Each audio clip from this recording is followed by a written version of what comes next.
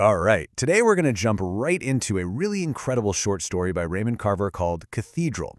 And honestly, it's a story that gets you thinking about a pretty big question. What does it really mean to see? Wow. The story kicks off with that line right there.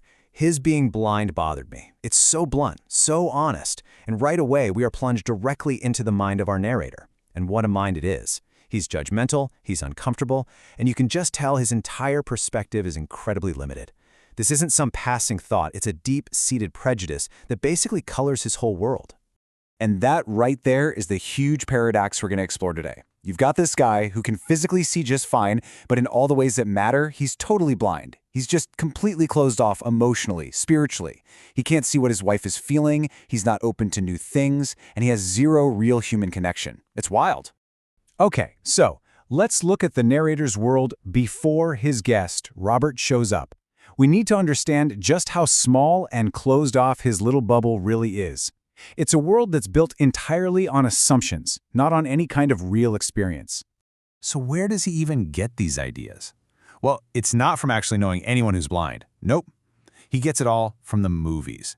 Can you believe that? His entire understanding is just this flimsy collection of secondhand stereotypes. So, in his mind, he's already figured out exactly who Robert is, long before the guy even knocks on the door. This really gets to the heart of what Carver is exploring here. It's this huge difference between two things. On one hand, you've got physical sight, the ability to see with your eyes, which, yeah, our narrator has plenty of. But then there's true insight, empathy, understanding, real connection. And on that front, he's got nothing. He can see, but he doesn't perceive anything. And this just drives home everything he's missing out on. Think about it. For a whole decade, his wife and Robert have had this incredibly deep friendship. And how did they build it? By sending audio tapes back and forth. It's a relationship built entirely on listening, on sharing. And those are two things our narrator seems totally incapable of. He can't even begin to understand a connection like that. All right, let's get to the main event. Robert arrives. And as soon as he walks through that door, the narrator's tiny little worldview just starts to fall apart, bit by bit. Yeah, remember those movie stereotypes? Well, this is the guy he's expecting to walk in. He's bracing himself for someone pitiful, maybe a little quiet, totally dependent. He's probably got this whole awkward, sad evening planned out in his head where he gets to feel superior. But that is not what happens. The man who actually shows up is the complete opposite. He's confident, he's funny, he's just full of life. Robert walks in and instantly owns the room. He's not some two-dimensional stereotype, he's a real complex person. And from there, the list of things that don't fit the narrator's prejudice just keeps growing. He's got a full beard. His voice is this booming, confident thing. The first thing he does is ask for a scotch. He smokes. He even has some weed. You find out he's lived this really rich life. He even ran an Amway distributorship, for crying out loud. Every single one of these details is like a little hammer, just chipping away at those stupid stereotypes.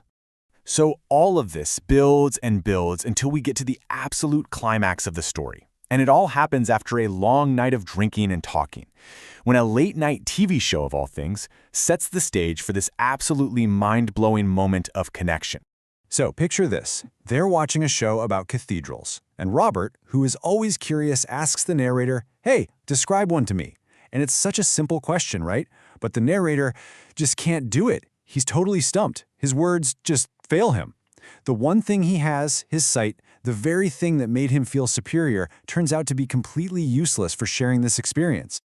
How ironic is that? The TV! For this guy, the television is his escape hatch. It's how he tunes out his wife, tunes out the world, just avoids everything. And yet, in this one incredible moment, that very same box is what shoves him into a moment of real, active, genuine connection. So Robert comes up with this brilliantly simple physical solution. He just says, "Why don't we draw one together?" He puts his hand over the narrator's hand, the one holding the pen, and then he gives him the most important instruction of the entire story. Close your eyes. Think about that. To really see this thing, he has to shut down the one sense he has depended on his entire life. And something happens. In that moment, something totally shifts inside him. With his eyes shut, with Robert's hand guiding his, he has this transcendent experience. He says, "I didn't feel like I was inside anything." It's like the walls of his house, and more importantly, the walls he's built up around himself his whole life, they just disappear. for the first time, he's actually free. So what are we supposed to take away from all this? What's the big message here about what it really, truly means to see? This really lays out the central irony of the whole story, doesn't it? It's this complete role reversal. The guy with perfect vision is the one who's emotionally blind, and the man who is physically blind is the one with incredible insight. The guest ends up being the teacher, and the host, well, he finally becomes the student. What our narrator goes through here is what you'd call an epiphany. It's that aha moment, a sudden, powerful realization. And it's not a religious thing for him. He makes it clear that cathedrals don't mean anything to him personally. But through this simple act of drawing together, he has this totally secular revelation, a moment that just completely changes how he sees the world and himself. And that really leaves us with something to chew on, doesn't it? The whole story seems to be saying that sometimes our own eyes can get in the way.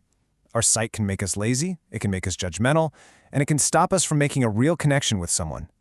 So, it's a great question to ask yourself. When has closing your eyes actually helped you to see something more clearly?